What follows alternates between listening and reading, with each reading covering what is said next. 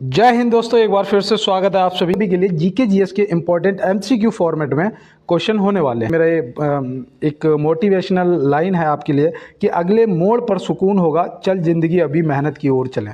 तो बहुत अच्छी बात है दोस्त, मेहनत करते रहिएगा और चलते हैं दोस्त अपने ज़िंदगी अभी मेहनत की ओर चलें। तो मेहनत करते हैं और चलते हैं अपने पहले क्वेश्चन की तरफ।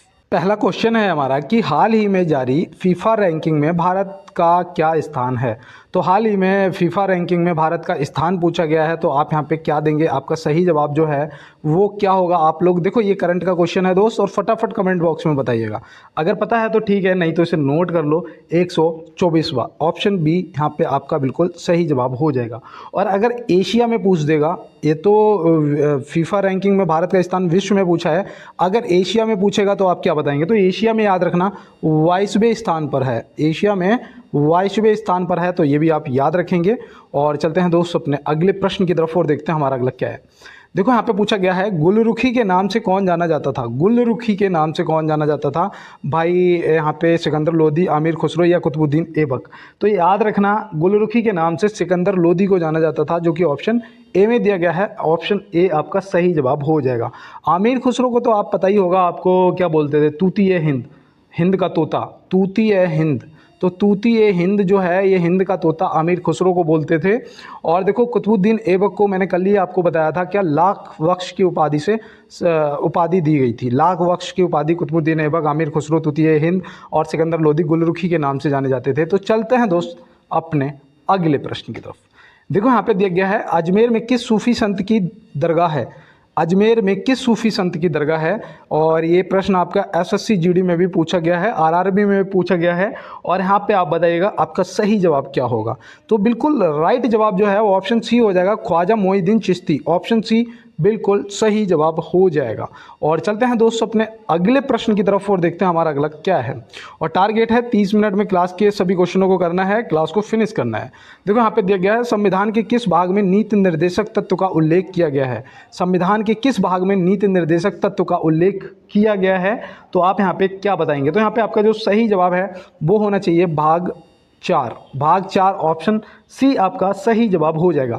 अगर आर्टिकल की बात करें तो आर्टिकल में कहाँ से कहाँ तक नीति निर्देशक तत्व मिलते हैं? तो आप याद रखना 36 से 51 तक। कहाँ? 36 से 51 तक। तो ये भी आप याद रखेंगे अगर आर्टिकल पूछेगा, और भाग पूछेगा तो भाग 4। चलते हैं दोस्त अपने अगले प्रश्न की तरफ। देखो यहाँ पे पूछा गया है, एशिया की अब तक की सबसे ऊंची भूमि कला समूह प्रदर्शनी कहाँ शुरू की गई है? एशिया की अब तक की सबसे ऊंची भूमि कला समूह प्रदर्शनी कहाँ शुरू की गई है? और ये देखो आपके करंट अफेयर का क्वेश्चन है, आपको पता होना चाहिए। तो यहाँ पे आपका जो सही जवाब है वो हो जाएगा लेह, जो कि ऑप्शन ए में दिया गया है। तो ऑप्शन ए यहाँ पे क्या हो जाएगा? आपका बिल्कुल सही जवाब हो जाएगा। चलते हैं दोस्तों अपने अगले प्रश्न की तरफ। देखो यहाँ पे दिया गया है, विधि के समक्ष समानता लिया गया है। विधि के समक्ष समानता लिया गया है, कौन से देश से लिया गया है? आपको यहाँ पे ये बताना है। तो यहाँ पे आपको पता होना चाहिए। यहाँ पे आपका सही जवाब जो है वो होगा option C, England. Option C बिल्कुल राइट जवाब हो जाएगा। और देखो, अगर संविधान में आपसे पूछ लिया गया कौन से भाग में है, तो भाग भी याद रखना, वो भाग है आपका 3। भाग कौन सा है? 3 है।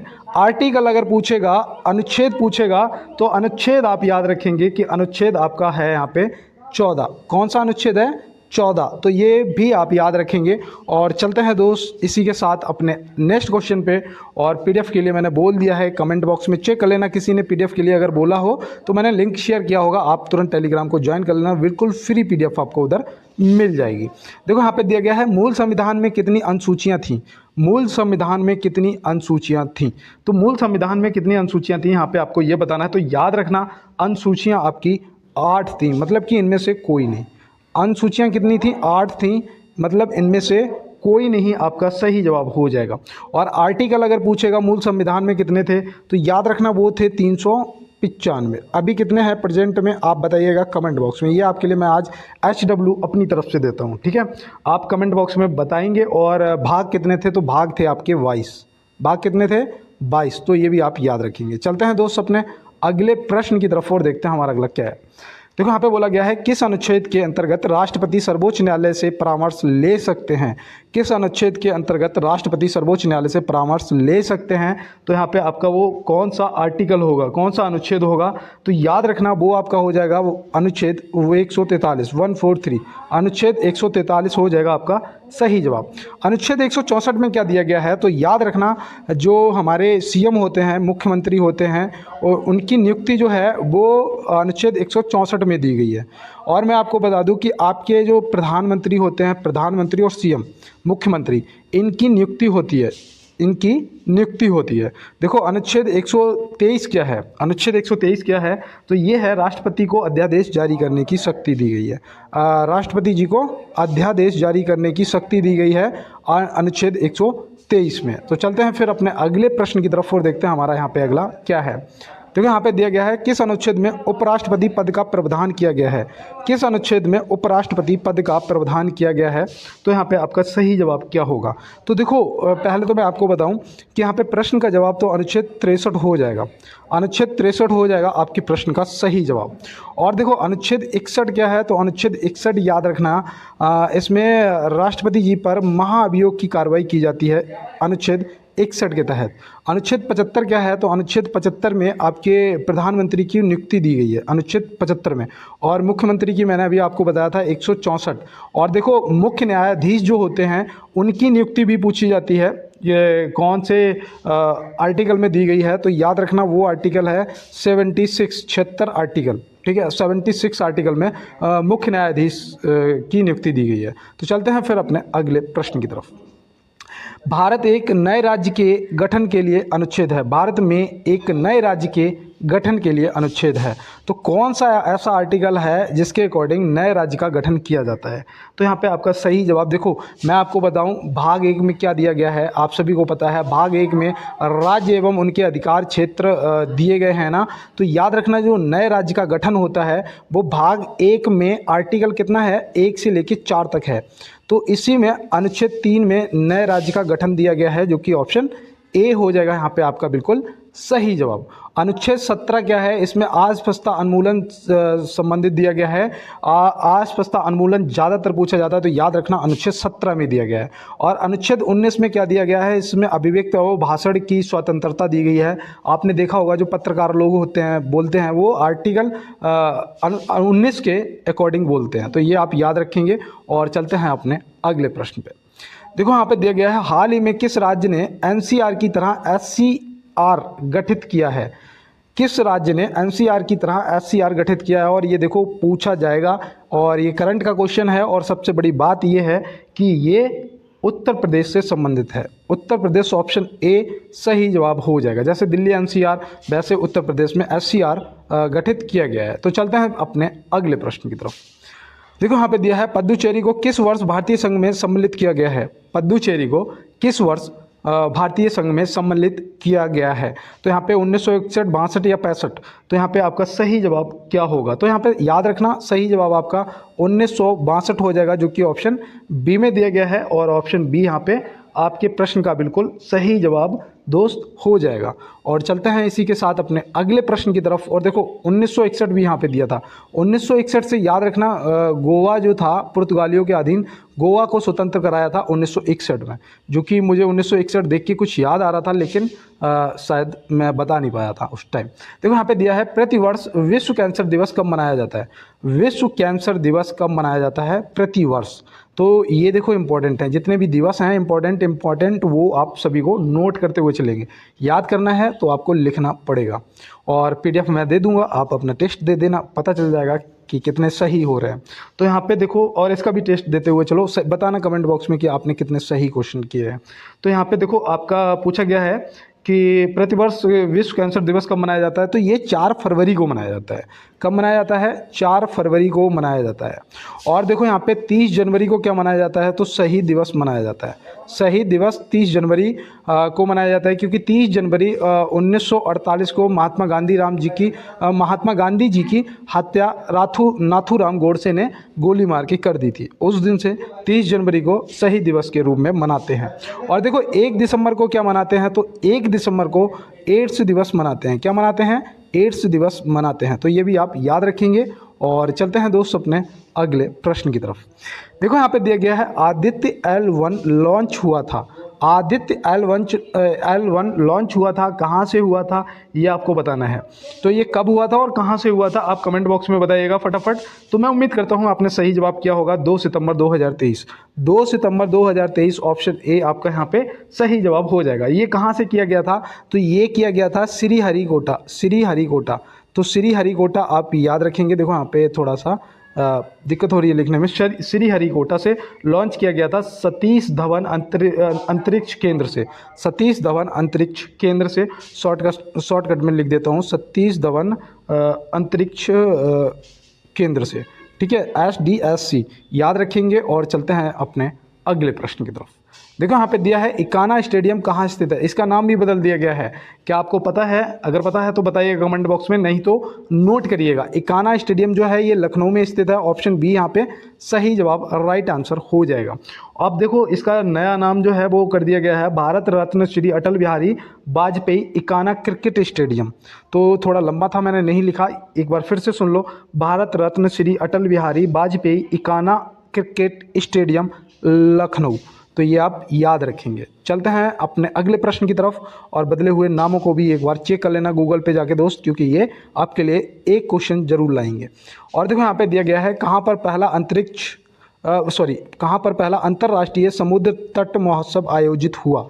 तो कहाँ पर पहला अंतर्राष्ट्रीय समुद्र तट महोत्सव जो है वो आयोजित हुआ है। तो यहाँ पे आप क्या बताएंगे? तो यहाँ पे आपका जो सही जवाब है वो हो जाएगा केरल, जो कि ऑप्शन बी में दिया गया है। और ये देखो करंट के क्वेश्चन है इस टाइप के आपके 2023 और 20 से लेके 2024 तक, यहाँ तक आपको सभी क्वेश्चन करंट के मैं कंप्लीट करवाता हुआ चलूँगा। और चलते हैं दोस्तों अपने अगले प्रश्न पे। देखो यहाँ पे दिया गया है विश्व का सबसे बड़ा रेलवे प्लेटफॉर्म है। विश्व का सबसे बड़ा रेलवे प्लेटफॉर्म है। तो आप भी अपने भाई को सपोर्ट करने के लिए यार एक बार जितने भी मेरे नए पुराने दोस्त जुड़े हुए आप बहुत अच्छा सपोर्ट कर रहे हो, खूब भर भर के लाइक कर रहे हो, सब्सक्राइब कर रहे हो। तो आप सभी को यार मेरे तरफ से तहे दिल से धन्यवाद। और थोड़ा सा यार क्लास को शेयर भी कर दिया करो। और यहाँ पे देखो पूछा गया है विश्व का सबसे बड़ा रेलवे प्लेटफॉर्म, आपका सही जवाब जो है राइट आंसर है वो क्या होगा? तो याद रखना हुबली। हुबली जो है ऑप्शन बी आपका सही जवाब हो जाएगा। अब मैं पूछना चाहता हूँ कि हुबली जो है ये कहाँ पर स्थित है? हुबली जो है ये कौन से राज्य में पड़ता है? तो आप क्या बताएंगे? ये कर्नाटक में पड़ता है। कहाँ पर पड़ता है दोस्त? कर्नाटक में पड़ता है। और इस प्लेटफॉर्म की जो लंबाई है वो कितनी है? तो वो याद रखना 1507 मीटर है। 1507 मीटर मतलब कि 1.5 किलोमीटर है ना। तो चलते हैं फिर अपने अगले प्रश्न की तरफ और देखते हैं हमारा अगला प्रश्न क्या है।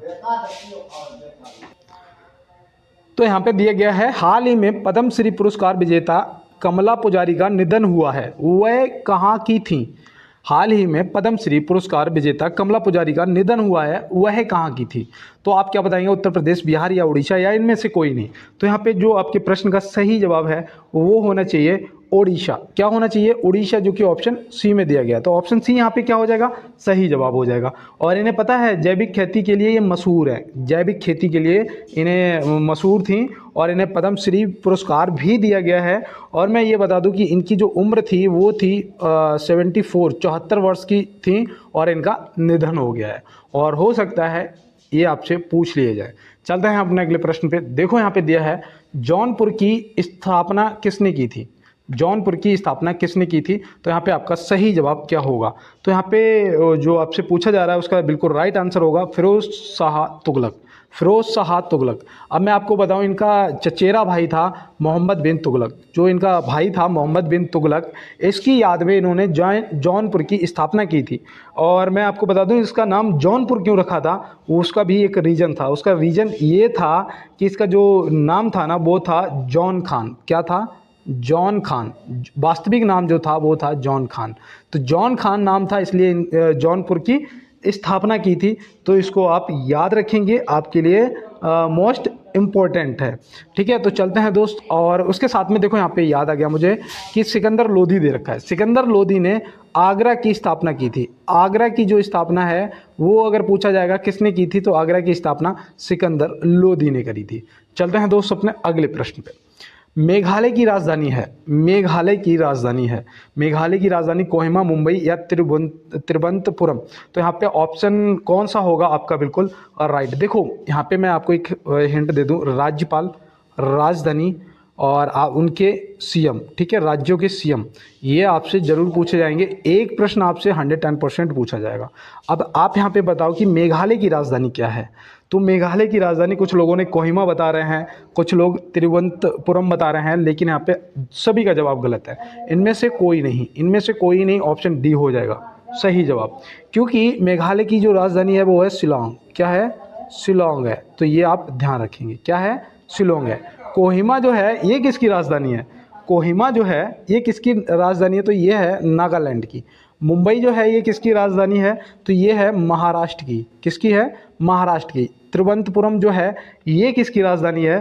तो तिरुवनंतपुरम जो है ये है केरल की राजधानी। किसकी? केरल की राजधानी। देखो नोट करते हुए चलो।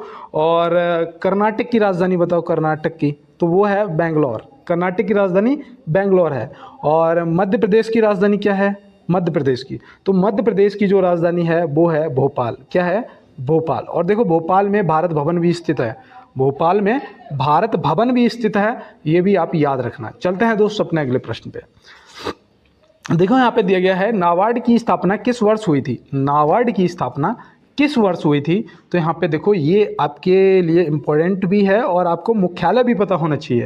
नाबार्ड का मुख्यालय भी पता होना चाहिए और स्थापना भी पता होनी चाहिए। तो याद रखना 1982 12 जुलाई, 1982 12 जुलाई सही जवाब हो जाएगा। और इसका जो मुख्यालय है वो है मुंबई में। और मुंबई को भारत की आर्थिक राजधानी के रूप में भी जाना जाता है। और साथ में बता दूं कि सपनों का शहर भी इसका उपनाम है एक, ये भी आप याद रखेंगे। देखो यहाँ पे दिया गया है, भारत में सर्वप्रथम एशियाई खेल हुए थे। भारत में सर्वप्रथम एशियाई खेल हुए थे, कहाँ, कब हुए थे और कहाँ पर हुए थे? पहले तो ये बताओ। तो भारत में सर्वप्रथम एशियाई खेल जो हैं ये आपके हुए थे 1951 में। 1951 ऑप्शन ए यहाँ पे आपका सही जवाब हो जाएगा। और मैं देखो यहाँ पे थोड़ा सा पेन चेंज करता हूँ, बहुत देर हो गई इसे यूज करते हुए। पहले तो याद रखना कि 1951 में हुआ था। और कहाँ पर? तो याद रखना दिल्ली में। कहाँ पर? दिल्ली में। ये ओ लग रहा है डी का, है ना। तो एशियाई खेल दिल्ली में हुए थे 1951 में। चलते हैं फिर अपने इसी के साथ अगले प्रश्न की तरफ और देखते हैं हमारा अगला क्या है। एवरेस्ट पर चढ़ने वाली प्रथम भारतीय महिला थी। एवरेस्ट पर चढ़ने वाली प्रथम भारतीय महिला थी। अब कुछ लोग इसमें संतोष यादव को टिक करेंगे और कुछ लोग इसमें बछेंद्री पाल को टिक करेंगे। तो यहाँ पे आपका जो सही जवाब है ना, बिल्कुल सही जवाब टिक करना है यार। पेपर के अंदर ऐसी गलती नहीं करनी है और जल्दबाजी तो बिल्कुल भी मत करना, वरना माइनस मार्किंग के हत्थे चढ़ गए तो दिक्कत हो जाएगी, है ना। वो जब डसती है तो कहीं का नहीं छोड़ती, चालान करता है सीधा, ठीक है। तो बछेंद्री पाल। अब देखो संतोष यादव जी से याद रखना है, ये लगातार 2 बार चढ़ने वाली महिला है, ये लगातार 2 बार चढ़ने वाली महिला है। और विजय लक्ष्मी जी से आप याद रखेंगे, ये प्रथम राजदूत थी, भारत की प्रथम राजदूत थी विजय लक्ष्मी जी। और इनको रूस में तैनात किया गया था, रूस। तो ये आप याद रखेंगे पहली। तो चलते हैं अपने अगले प्रश्न की तरफ और देखते हैं हमारा अगला क्या है। देखो यहाँ पे दिया है, खजूरी गुड़ को जीआई टैग मिला, किस राज्य से संबंधित है? देखो जीआई टैग आपके लिए इंपॉर्टेंट है। तिरंगा बर्फी पता ही होगा, बनारस पूछा जाएगा, तिरंगा बर्फी जरूर पूछा जाएगा। और देखो पान भी पूछा जाएगा, बनारस। खजूरी गुड़ ये पता है खजूर के पेड़ से बनाया जाता है, खजूर का जो पेड़ होता है उससे। तो खजूरी गुड़ को जीआई टैग मिला, किस राज्य से संबंधित है? तो इसका आप सही जवाब क्या देंगे? तो यहाँ पे आपका राइट जवाब ओडिशा हो जाएगा, ऑप्शन सी बिल्कुल सही जवाब हो जाएगा। चलते हैं दोस्तों अपने अगले प्रश्न की तरफ। यूनेस्को के 46वें विश्व धरोहर सत्र की मेजबानी कौन कर रहा है? देखो वेरी मोस्ट और करंट अफेयर का क्वेश्चन, इस पर मैंने इसलिए ये 3 हैशटैग बना रहा हूँ क्योंकि ये दोस्त पूछा जाएगा। तो 46वें विश्व धरोहर सत्र की जो मेजबानी है वो कौन कर रहा है? तो यहाँ पे आपका सही जवाब नई दिल्ली होगा, जो कि ऑप्शन सी में दिया गया। और इसीलिए ये इंपॉर्टेंट है, इसको आप याद रखेंगे। और चलते हैं अपने अगले प्रश्न की तरफ। स्थायी सेना की प्रथा किसने प्रारंभ की थी? स्थायी सेना की प्रथा जो है वो किसने चलाई थी? तो यहाँ पे आप क्या बताएंगे? तो स्थायी सेना की जो प्रथा है वो चलाई थी अलाउद्दीन खिलजी। अलाउद्दीन खिलजी ऑप्शन ए और गुलाम वंश का संस्थापक आपसे पूछा जाएगा तो बता देना कुतुबुद्दीन ऐबक। और बाबर जो था ये मुग़ल वंश का संस्थापक था, मुग़ल वंश का संस्थापक गुलाम वंश का कुतुबुद्दीन ऐबक। इसने कुतुब मीनार बनाई थी जिसका कार्य पूरा इल्तुतमिश ने कराया था। इल्तुतमिश की पुत्री का नाम रज़िया सुल्तान था, जो कि बहुत ज़्यादा बार पूछा जाता है, और ये भारत की एक पहली महिला शासिका थी, ये भी आप याद रखेंगे। तो इस प्रकार से आप प्रश्नों को याद रखेंगे। और चलते हैं दोस्त अपने अगले प्रश्न की तरफ। यहाँ पे पूछा जा रहा है कि पाकिस्तान शब्द का जन्मदाता कौन था। पाकिस्तान शब्द का जन्मदाता कौन था, तो यहाँ पे आपके प्रश्न का सही जवाब जो है वो क्या हो जाएगा, तो याद रखना चौधरी रहमत अली, ऑप्शन सी यहाँ पे बिल्कुल सही जवाब हो जाएगा। तो चलते हैं दोस्त अपने अगले प्रश्न की तरफ और देखते हैं हमारा अगला क्या है। देखो यहाँ पे दिया गया है बुद्ध चरित्र की रचना किसने की थी। बुद्ध चरित्र की रचना किसने की थी, तो यहाँ पे आप क्या बताएंगे, तो यहाँ पे आपका जो सही जवाब है वो हो जाएगा अश्वघोष, ऑप्शन ए बिल्कुल सही जवाब हो जाएगा। चाणक्य जी ने अर्थशास्त्र की रचना की थी और बाणभट्ट जी ने हर्षचरित की रचना की थी। हर्षचरित की रचना बाणभट्ट जी ने की थी। अर्थशास्त्र जो थी चाणक्य ने की थी, बुद्ध चरित्र अश्वघोष ने की थी। तो ये सब आप याद रखेंगे। और चलते हैं दोस्त अपने अगले प्रश्न की तरफ। और देखो यहाँ पे पूछा गया है बृहदेश्वर मंदिर का निर्माण किसने कराया था। बृहदेश्वर मंदिर का जो निर्माण है वो किसने करवाया था, तो ये प्रश्न देखो रेलवे में कई बार पूछा जा चुका है। याद रखना राजराज प्रथम, ऑप्शन बी यहाँ पे सही जवाब हो जाएगा। देखो यहाँ पे दिया गया है कि नालंदा विश्वविद्यालय के संस्थापक थे। नालंदा विश्वविद्यालय के संस्थापक कौन थे, तो यहाँ पे जो सही जवाब है वो हो जाएगा सम्राट कुमार गुप्त, ऑप्शन सी यहाँ पे आपका सही जवाब हो जाएगा। और अगर आपसे यहाँ पे पूछ दिया गया कि सम्राट कुमार गुप्त ने नालंदा विश्वविद्यालय की स्थापना कब की थी, तो याद रखना ये 427 ईस्वी में की थी। 427 ईस्वी में की थी, तो ये आप याद रखेंगे और सम्राट कुमार गुप्त को भी आप याद रखेंगे। तो चलते हैं दोस्त अपने अगले प्रश्न पे और देखते हैं हमारा अगला क्या है। देखो यहाँ पे दिया है हाल ही में कहाँ हाइब्रिड कोर्ट रूम का उद्घाटन किया गया है। तो हाल ही में कहाँ हाइब्रिड कोर्ट रूम का उद्घाटन किया गया है, करंट अफेयर का मोस्ट इंपॉर्टेंट क्वेश्चन। और यहाँ पे आपका जवाब आता हुआ कि भैया वो है Delhi, option A. Option A Delhi हो जाएगा यहाँ पे सही जवाब। देखो यहाँ पे दिया है सिजदा और पाबोस प्रथा किसने चलाई थी। सिजदा का मतलब होता है ये प्रणाम, और पाबोस का मतलब होता है दरबार में सुल्तान के पैरों को चूमना। ये प्रथा जो है ये किसने चलाई थी, तो आप यहाँ पे क्या बताएंगे, तो यहाँ पे आपका जो सही जवाब है वो होना चाहिए बलवन। क्या होना चाहिए, बलवन, जो कि ऑप्शन सी में दिया गया है। और आपको बता दूं इसने एक नीति और चलाई थी, लौह एवं रक्त की नीति। क्या, लौह एवं यहाँ पे हाँ लौह एवं रक्त की नीति, ठीक है। तो याद रखना रक्त की नीति, इधर लिख देता हूँ, चलो लौह एवं रक्त की नीति बलबन ने चलाई थी, और सिजदा एवं पाबोस भी बलबन ने चलाया था। देखो यहाँ पे दिया गया है नामदेव कहाँ के संत थे। नामदेव जो हैं वो कहाँ के संत थे, तो ये याद रखना ये थे महाराष्ट्र, ऑप्शन बी यहाँ पे बिल्कुल सही जवाब हो जाएगा। और चलते हैं दोस्त अपने अगले प्रश्न की तरफ और देखते हैं हमारा अगला क्या है। नेक्स्ट क्वेश्चन है हमारा से 1 मिनट, यहाँ पे ज़्यादा ही नेक्स्ट हो गया कुछ, 1 मिनट, हाँ ठीक है। यहाँ पे दिया है सितार का जनक किसको माना जाता है। सितार का जनक पूछा जा रहा है, किसे माना जाता है, तो खड़ी भाषा का जनक और सितार का जनक, ये आप याद रखना आमिर खुसरो को माना जाता है। ऑप्शन ए यहाँ पे आमिर खुसरो आपका सही जवाब हो जाएगा। और देखो मिर्ज़ा गालिब को भी याद रखना। मिर्ज़ा गालिब को क्यों याद रखना है, क्योंकि एक उर्दू कवि यही थे जिन्होंने 1857 की क्रांति को देखा था। उर्दू कवि पूछा जाएगा 1857 की क्रांति को देखने वाले उर्दू कवि कौन थे, तो याद रखना मिर्ज़ा गालिब थे। ऐसे प्रश्न पूछा जाएगा और आप ऐसे जवाब दे देंगे मिर्ज़ा गालिब। और चलते हैं दोस्त इसी के साथ अपने अगले प्रश्न पे।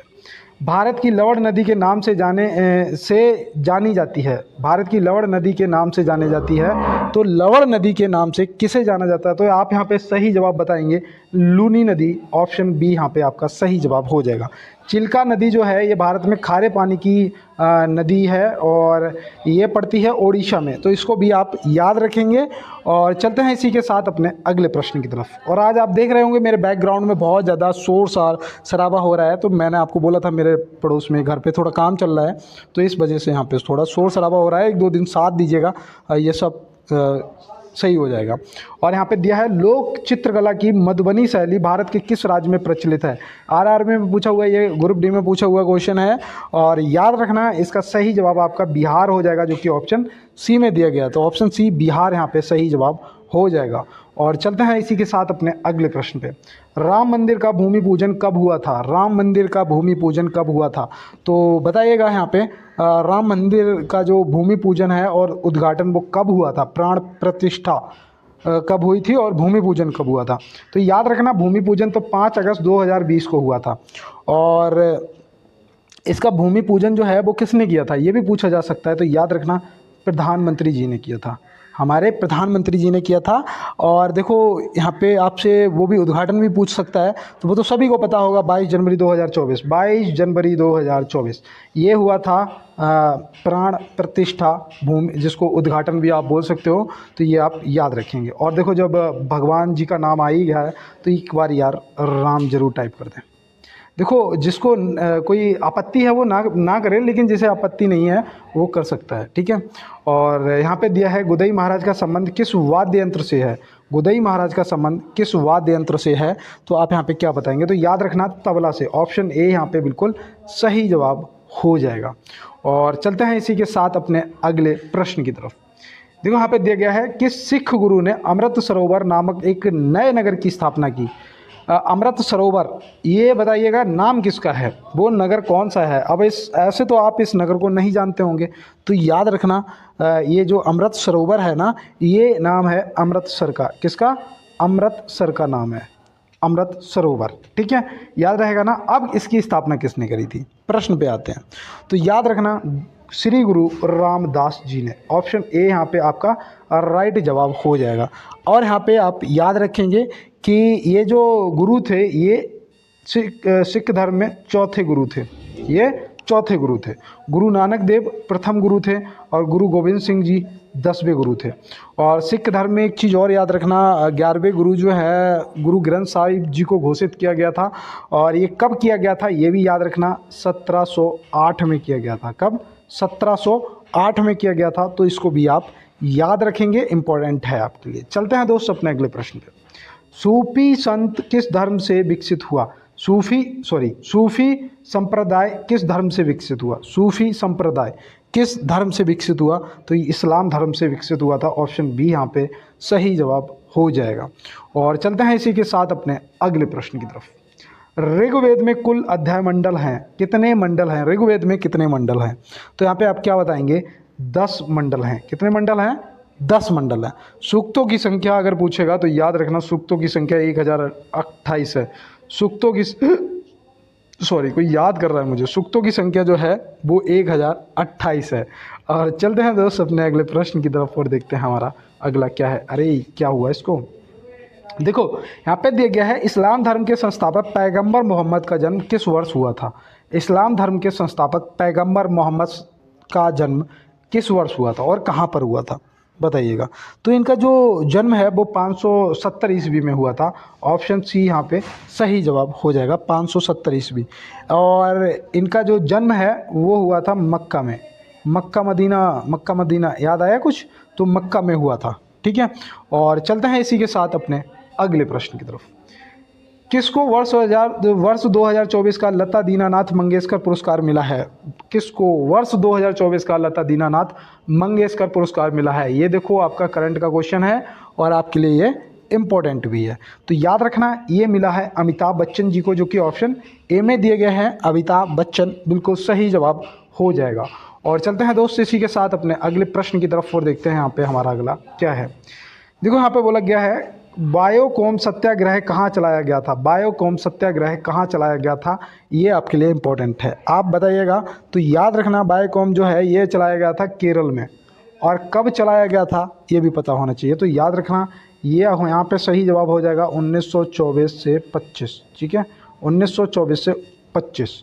1924-25। ठीक है, तो ये आप याद रखेंगे। और चलते हैं इसी के साथ अपने अगले प्रश्न की तरफ और देखते हैं हमारा अगला प्रश्न क्या है। तो यहाँ पे दिया गया है, भारत में इस्पात का उत्पादन सर्वप्रथम कब प्रारंभ हुआ? भारत में इस्पात का उत्पादन सर्वप्रथम कब प्रारंभ हुआ? तो यहाँ पे जो सही जवाब है वो याद रखना 1913, जो कि ऑप्शन सी में दिया गया है। 1913 ऑप्शन सी बिल्कुल सही जवाब हो जाएगा। और चलते हैं इसी के साथ अपने अगले प्रश्न की तरफ और देखते हैं हमारा अगला क्या है। पहले औद्योगिक सम्मेलन किस वर्ष आयोजित किया गया था? पहले औद्योगिक सम्मेलन किस वर्ष आयोजित किया गया था? तो यहाँ पे जो सही जवाब है वो यहाँ पे आपका होना चाहिए 1907, ऑप्शन बी बिल्कुल सही जवाब हो जाएगा। पहला औद्योगिक सम्मेलन किस वर्ष आयोजित किया गया था? 1907 में किया गया था। तो इसी के साथ चलते हैं दोस्त अपने अगले प्रश्न की तरफ और देखते हैं हमारा अगला क्या है। देखो यहाँ पे पूछा गया है, शांति निकेतन कहाँ स्थित है? शांति निकेतन जो है वो कहाँ स्थित है? तो आप क्या बताएंगे? पश्चिम बंगाल, ऑप्शन ए यहाँ पे आपका जो है बिल्कुल सही जवाब हो जाएगा। और इसकी जो स्थापना है वो रविंद्रनाथ टैगोर जी ने की थी। और कब की थी तो वो भी याद रखना, 1901 में किया था। कब किया था दोस्त? 1901 में किया था। और यहाँ पे आप याद रखना कि भारत भवन भोपाल में है, जो कि मैंने अभी आपको बताया था कि भारत भवन कहाँ है। तो भारत भवन जो है वो आपका भोपाल में है। भारत भवन कहाँ है? भोपाल में है। और विजय स्तंभ कहाँ है? तो विजय स्तंभ जो है वो चित्तौड़गढ़ में है। विजय स्तंभ जो है वो कहाँ है? चित्तौड़गढ़ में है। तो इसको भी आप याद रखेंगे। और चलते हैं इसी के साथ अपने अगले प्रश्न पे और देखते हैं हमारा अगला क्या है। देखो यहाँ पे बोला गया है, भारत और अफगानिस्तान के बीच सीमा रेखा को क्या कहते हैं? भारत और अफगानिस्तान के बीच सीमा रेखा को क्या कहते हैं? तो याद रखना, देखो यहाँ पे तीनों याद रखना। भारत और अफगानिस्तान के बीच तो डूरंड रेखा है, जो कि ऑप्शन सी में दिया गया है। और रेड क्लिफ रेखा जो है वो भारत और पाकिस्तान के बीच में है। और भारत और चाइना के बीच में मैकमोहन रेखा है। तो इन तीनों रेखाओं को याद रखना, हो सकता है कि आपसे पूछ लिया जाए। चलते हैं अपने अगले प्रश्न की तरफ। भारतीय संसद का उद्घाटन किसने किया था? भारतीय संसद का उद्घाटन किसने किया था? तो यहाँ पे देखो मैं आपको बताऊं, अगर नई संसद का पूछेगा तो हमारे प्राइम मिनिस्टर साहब ने किया था। हमारे माननीय नरेंद्र मोदी जी ने किया था, हमारे प्राइम मिनिस्टर जी ने। और यहाँ पे पुराने नाम दे रखे हैं, लॉर्ड कैनिंग, इरविन और मैकाले। तो इनमें याद रखना, जो पुरानी संसद थी उसका इरविन ने किया था। ऑप्शन बी यहाँ पे सही जवाब हो जाएगा। और अगर पूछ दिया जाएगा कि कब किया था तो याद रखना 18 जनवरी 1927 को किया था। कब किया था? 18 जनवरी 1927 को किया था। कब किया था? 18 जनवरी 1927 को किया था। तो चलते हैं दोस्त अपने अगले प्रश्न की तरफ और देखते हैं हमारा अगला क्या है। भारत की संसद में एक भी दिन ना जाने वाले प्रधानमंत्री थे। भारत की संसद में एक भी दिन ना जाने वाले प्रधानमंत्री कौन थे? तो वो थे चौधरी चरण सिंह जी, जो कि ऑप्शन बी में दिए गए हैं। और ध्यान रखना, इनकी समाधि स्थल का नाम भी याद रखना, जो कि आपसे पूछ लिया जाता है, किसान घाट। क्या है? किसान घाट। ये भी आप याद रखेंगे। और आज आप लोगों ने बहुत अच्छा सपोर्ट किया, सभी दोस्तों ने पूरे क्वेश्चनों को किया है और कमेंट बॉक्स में सभी का जवाब भी दिया है। तो आप सभी को बहुत बहुत धन्यवाद दोस्त। और बेस्ट ऑफ लक, आप सफलता को ज़रूर हासिल करेंगे एक दिन। और आप भी अपने भाई को यार एक बार सपोर्ट कर दो, लाइक वाला बटन दबा दो। थोड़ा मोटिवेट हो जाता हूँ, बढ़ जाता है, अच्छा लगता है कि मेरे दोस्त मुझे लाइक कर रहे हैं। और चैनल को सब्सक्राइब तो आप सभी कर रहे हो, बहुत अच्छी बात है। और थोड़ा सा यार इस क्लास को यार वायरल करा दो, शेयर कर दो अपने दोस्तों के साथ में इसकी लिंक। तो मिलते हैं दोस्त नेक्स्ट क्लास में नेक्स्ट प्रश्नों के साथ में। तब तक के लिए मेरे सभी दोस्तों को मेरा जय हिंद।